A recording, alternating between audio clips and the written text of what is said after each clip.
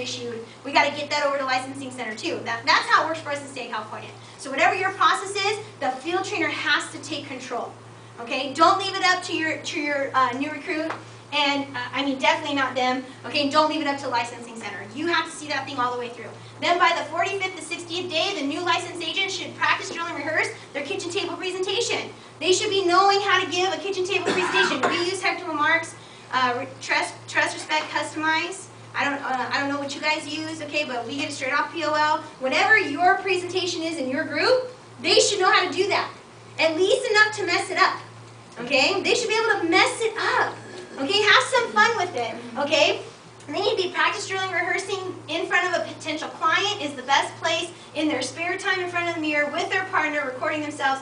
The new licensed agent should be mastering the Lamarck 7 fundamentals. I know you guys do that. They should be mastering that. And then the new licensed agent should be building their division team by their 60th day. Now, this is perfect world. Perfect world. Will it always happen this way? No. But you as a coach better stand for something. Whatever your system is, you better stand for it. This is my system. This is my expectation. You need to set the expectation for your new recruits. They have no idea what to do with Primerica. They only know what you tell them. So what are you telling them? Get in, don't worry. I'll do all the work for you. You don't have to do anything. No, show up, don't worry about it. You don't have to do that, just set appointments. Is that what you're telling them? Or are you setting an expectation? Look, I expect you to set appointments, bring people to get promoted, get a life license, and be on your own. I'm looking for people who want to be independent contractors and make some doggone money at this thing. And you ain't going to make any money unless you're licensed and you're at least a district. You'll make some money if you do not follow my lead, but you want to make more money, follow what I'm telling you to do. Have that expectation. Be the coach. Okay? You're a coach. That's what you are. You're in business with these people. They're giving you 99 bucks. They deserve the best of you. Okay? And your best needs to be a great expectation. So I'll leave this behind for Alex. Hope that helped you guys. I'm going to bring up Allan, okay? I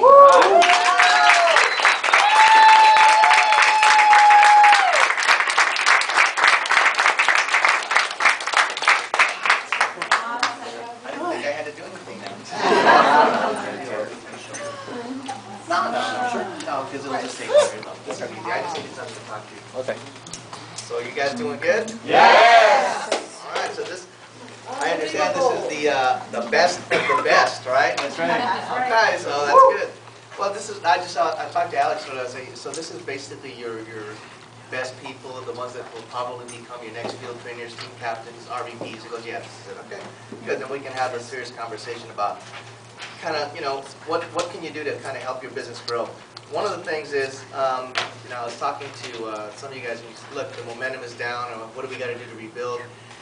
Ain't nothing's going to happen unless you get a new recruit, okay? Because I've done the business a lot of ways. I'm a very good prospector. I had some sales experience, so it never bothered me once I got good at it to prospect, you know, get rejected, all that stuff.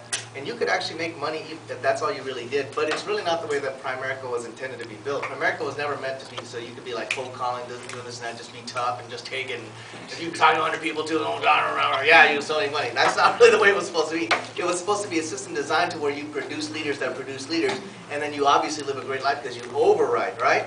So that's, you know, so one of the things that you got to do is you got to, you know, it's very important that you personally get why, okay? Like I actually went online and I took up like just the last 10 years of my personal production and all that stuff. So I wrote down, so, In the front, baby. that's what I thought. Right there. That's what I'm talking about. You guys have a pen? Oh, you can't write on this. No, I better not. I better not.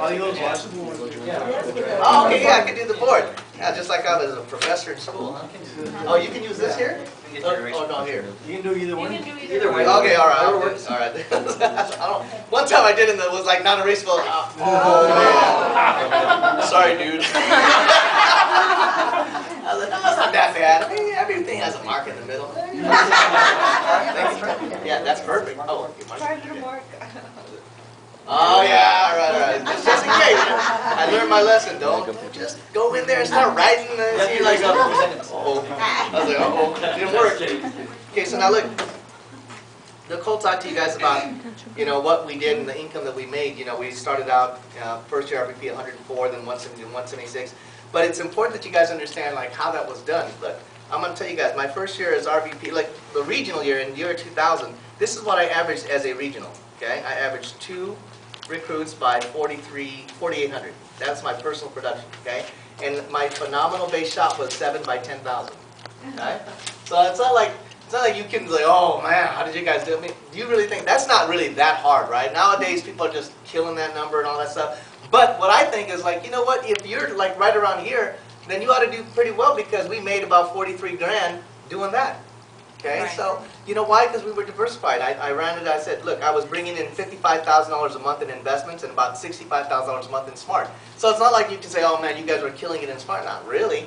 65 grand, maybe a loan will close every 2 months. Like every other month, maybe we close a loan. It wasn't really that big.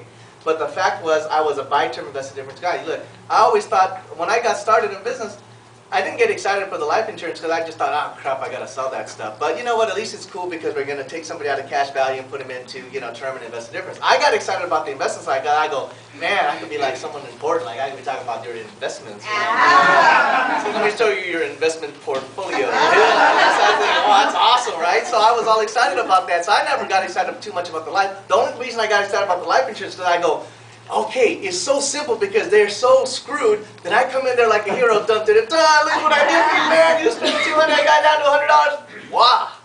And I got excited about building investments because nobody gets excited about insurance unless somebody dies. And you know, there's no winning in insurance. Like somebody goes, what do I get if I don't die? Your life. You didn't die. What are you thinking about that? You want to die? Right? So I always thought the investments were the key because I just go, you know what? One day somebody's going to open up their statement and it should say 300, 400, 500,000 or more, and we have just started to get clients starting to retire because I've been in business now about 14 years. So now some of the clients are retiring, but the majority of them are still young like us. But you know, I had a couple older clients and they retired well, and I did that. I helped them with that. That's a big deal. One of my clients, he sent his son to USC, all expenses paid because of the accounts we started. No loans whatsoever. See, that's a big deal. And by the way, you know, when you have an investment client, they open their statement every 3 months and it says your name. So simple. I'd say, hey Dave, how's everything going, man? Hey, I know you got your statement, everything's going good, or hey, the market's on sale, whatever it is. I say, I just want to let you know, man, I've never forgot about you. I don't want you to forget about me. Hey, is there anybody you know that wants to retire tax-free? Is there anybody you know just got a baby? I could do that. But what if I just had an insurance like, hey, Dave, are you still alive? Man, it's good, man. I just want to make sure I don't have to deliver a check to your wife, man. How's it going? Is there anybody you know that's still afraid of death? Maybe I could get her a referral for that. You know what I mean? So to me, it just made sense. Plus, we have a really high quality business. I think we average about 75% quality business running almost a $50,000 base shop. Okay, so that sounds like incredible, but it's not. You know what it means? You don't write stupid business. And you guys all know. If you guys are the veteran crew, you guys know what apps are doing, what apps that you're trying to hit a promotion. Like, oh yeah, I'm gonna send this in. Probably not gonna be good. I better not cash this check. Okay, you guys all know that. But see, that's really not the case. In Primerica, there's so much pressure to run a big base shop, so much pressure to run big numbers and all this stuff, that a lot of times the quality goes through, you know, the cracks. I remember we were at that New York event, and what's his name? You gotta have a compelling reason. Yeah, Dylan. Yeah. He goes up there. I wanted to give Primerica a gift of $200,000 in premium, but I only did $194,000. And I just started laughing. I go, well, that's a nice gift. I'll take it. And I said, you know, if I ever got, I'm gonna give Primerica a gift, premium that doesn't charge back, so that way you can actually still keep the money that they pay you. Okay? Because that's a big deal. Let me show you why. Because in 2001 we got promoted. This is what I did. So you saw that I was running what was I running? A 2x48. So basically 2x5,000 personally, right? Now look at this. In 2001, in 01, this is what we did personally. 3x6,400. Okay? That was our personal business. You know why? Because after replacement I had 3 people. So this is my base shop, 4x7,700. And I probably did all that. And I was in the base shop. You were in the base shop, so that's probably just me and Nicole. So when people say, oh my gosh, you know what, I don't have good people, so what? That was $104,000. Okay? Oh, thank you. So that paid out $104,000. Now, all I'm saying is that, do you want to be a personal producer and that's how you're going to make 100 grand? I'm not saying that's the way to do it, but I am saying you certainly don't have to starve either. I don't see too many people complain like, damn it, I had to recruit 1 person a week and write basically 2 sales a week. Oh, this is horrible, I made 100 grand. Are you kidding me? You ought to be kissing the ground you walk on if that's all you had to do. If you had to run a $7,700 base shop to make $104,000, give me a break. And somebody's gonna be like, see, that's why I said there's so much pressure on people. You gotta run a 50 grand base. How are you gonna do that with 3 guys? One of them's cross-eyed, the other one's cussing out.